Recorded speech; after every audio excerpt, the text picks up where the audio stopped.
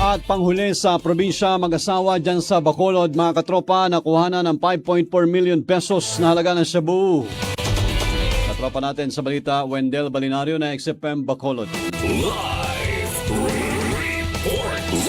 Formal nang isinampa ang kasong paglabag sa Republic Act No. 9165 o ang Comprehensive Dangerous Drugs Act of 2002 laban sa mag-asawang nasamsama ng tinatayang 5.4 million pesos na halaga ng shabu sa Barangay 35, Bacolod City noong Hulyo 25. Ang mga sospek ay kinilalang sina alias Guard, 44 anyos at alias Ann, 31 anyos.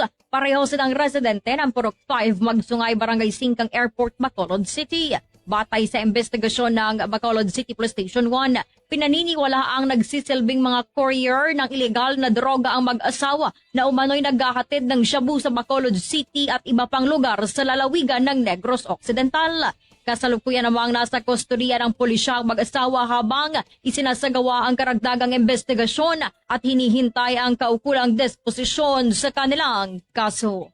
Mula rito sa 103.9 XFM Bacolod, para sa nagkakaisang Pilipino sa Pilipinas, ako si Katropang Wendell Balinari, XFM News. Cellphone Plus Gold, mapalit sa mga butika sa inyong lugar.